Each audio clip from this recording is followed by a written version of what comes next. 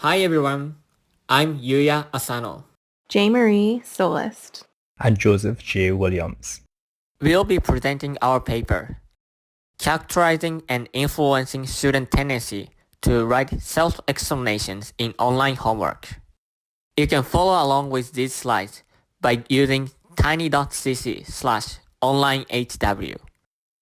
Or you can also learn more about our group, Intelligent Adaptive Intervention Group, at the University of Toronto by going to www.josephjwilliams.com. So, let's dive in. In the context of online homework, we started with two research questions. First, when do students tend to respond to self-examination prompts? Second, how might we encourage students to actually respond to these prompts? A better understanding of these will help us design more effective prompts and interventions for learners in an online context. You might be wondering, what is the significance of self-explanation? It's a form of self-reflection, such as when a student takes time to explain why they chose their answers to a problem. Generally, students who engage in self-explanation learn the material at hand better. For example, if a student is struggling with material, self-explanation can help them diagnose and correct their own misconceptions. There's a lot of potential here. It could be very powerful if applied well to scalable learning settings. In the past, self-examination has proven to be successful, especially in controlled lab settings, as well as in some classrooms. A past study even shows that retrieval practice, where students were asked for a summary of videos in massive open online courses, MOOCs, improves their learning. However, the same study illustrates a challenge for MOOCs, which is that students drop out earlier when they saw these additional reflective interventions. Other problems of MOOCs that could negatively influence engagement in self-explanation activities include lower participation in discussion forums and higher attrition rates. To overcome these challenges, one could force students to write self-explanations in intelligent tutoring systems. For instance, the system do not allow students to proceed without filling self-explanations. However, there's a lack of research investigating learners' behavior when prompts to explain were embedded in real-world digital educational environment, such as online homework, and learners are not required to respond to the prompt. Furthermore, it's often the case that many students do not engage in prompt to explain, but we're not completely sure how and why it happens yet. Therefore, our research investigates the following questions. First, when and which students tend to respond to self-explanation prompts? Through this question, we aimed at getting context where students write self-explanations. Second, how can we get students to engage in self-explanation prompts without requiring them to generate self-explanations or giving extra credit for doing so? We try to encourage self-explanation through various types of prompts that do not need any extra effort of instructors.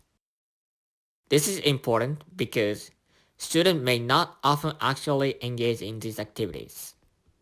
Hey everyone, I'm J. Marie, and I'll be covering some of the methodology that we used in this study.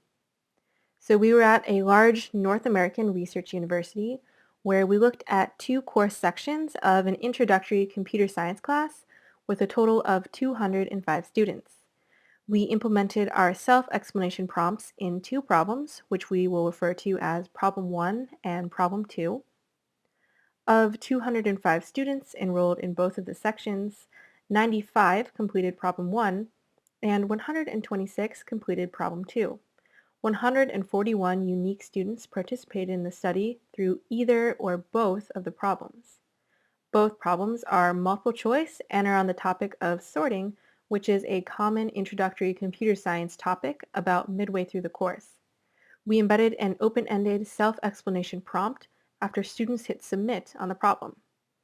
We additionally had student data from a course survey in which we were able to gain more information about the students in the course, such as their language proficiency. The contextual variables we looked at help us gain insight on when and which students wrote explanations. We were interested in not just getting students to write explanations, but having them write high-quality explanations.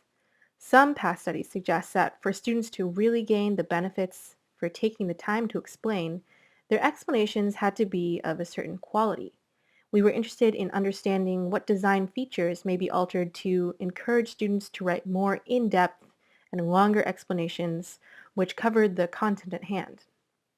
Therefore, we randomized some additional experimental factors along with the main self-explanation prompt.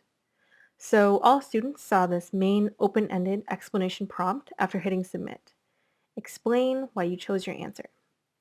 However, we randomized a few other factors, including the context. Some students got an additional message giving them reason for this exercise, which was a message saying, one way to learn more is to stop and reflect.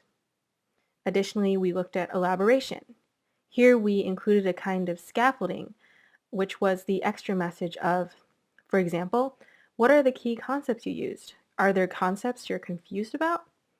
And we also added the main explanation prompt, explain why you chose your answer, and then we also added, as if you were talking to a friend in class. One physical feature that we also randomized for some students was the size of the explanation box. Some students saw a single line box to type in, while others saw a slightly larger multi-line box. Here's an example of what a student might see after hitting submit to problem 1. Here they're given the main explanation prompt as well as the context, telling them why explaining could be helpful. When we looked at the data, the contextual variables about student state we focused on were the time the student took solving the problem.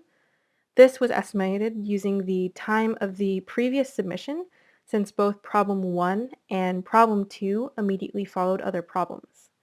We also looked at the time the student had until the deadline, as well as if the student was able to solve the problem correctly on the first attempt. We also looked at the student's accuracy on prior related problems. Related problems were already encoded in the system by instructors who had designed and used the system for over 5 years. We calculated the accuracy by averaging the score for each attempt for each prior related problem, and then averaging those averages across prior problems. And lastly, we also looked at students' own self-rated proficiency in the language of instruction, which was obtained from the pre-course survey. On the survey, which was filled out right before classes had begun for the semester, students were asked if they find it challenging to read and listen in English. And here are some of the answers that we received to the self-explanation prompt. One student said a pretty non-specific explanation because it is correct. And here's another excerpt of a student's response that was a bit more specific. For each 2 items in a list, it compares which is largest and ensures the largest is to the right of the 2, going through the whole list of the largest item in the list should be at the far right. When it came to coding, we used a scheme based on Manesque, which was a scale from 0 to 3, 0 being the least specific, lowest quality explanations, while 3 is the most specific, highest quality explanations. For example, no explanation or a very unspecific explanation to the question, explain why you chose your answer, such as because it is correct, what one of the student examples was, would receive a score of 0. An explanation that is slightly more detailed yet non-specific to the current problem would receive a score of 1. An explanation specific to the problem but not detailed would receive a score of 2. and an explanation specific to the problem and also detailed would receive a maximum score of 3.